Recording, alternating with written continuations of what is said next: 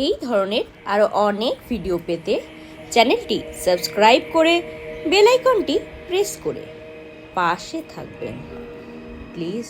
শোনো আমার প্রিয় নাতি নাতনিরা, আজ আমি তোমাদের একটা রহস্যময় গল্প শোনাতে যাচ্ছি। সেটা শুধু মন্দির নিয়ে নয়, এটা প্রেম, ঐশ্বরিক শক্তি এবং মহাজাগতিক রহস্যের গল্প। সতী ছিলেন শিবের স্ত্রী।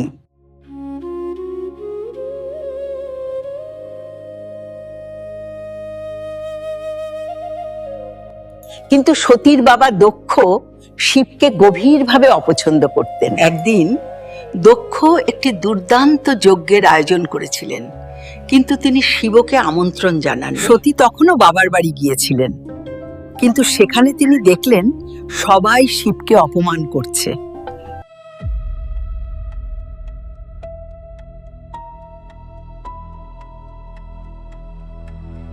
প্রিয় স্বামীর অপমান সহ্য করতে না পেরে সতী নিজেকে পবিত্র আগুনে উৎসর্গ করেছিলেন। যখন শিব এটা জানতে পারলেন, তিনি শোক ও রাগে অভিভূত হয়ে পড়লেন।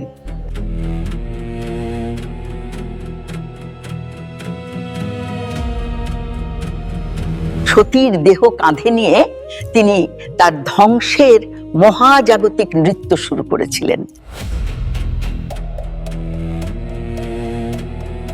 দেবতারা আতঙ্কিত হয়ে পড়লেন। তারপর বিষ্ণু তার সুদর্শন চক্র ব্যবহার করে সতীর দেহকে বিভিন্ন খণ্ডে বিভক্ত করেছিলেন।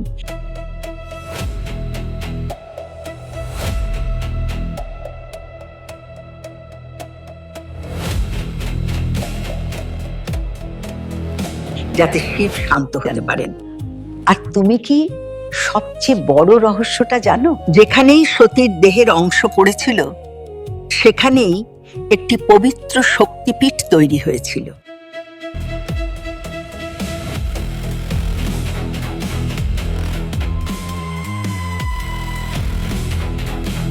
কেউ কেউ বলেন 51টি শক্তিপীঠ আছে, আবার কেউ কেউ বলেন 52টি, যেমন কামাখ্যা মন্দির, কালীঘাট মন্দির এবং জ্বালামুখী মন্দির, যেখানে আজও একটি অমর আগুন জ্বলছে বলে বিশ্বাস করা হয়।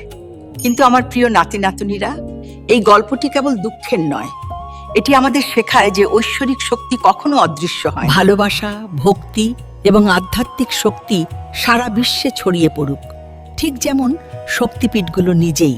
আজকে এই পর্যন্তই। আবার ফিরে আসবো নতুন একটা ভিডিও নিয়ে। Till then tata, take care of yourself and your mom dad. জয় শ্রীকৃষ্ণ, রাধে রাধে।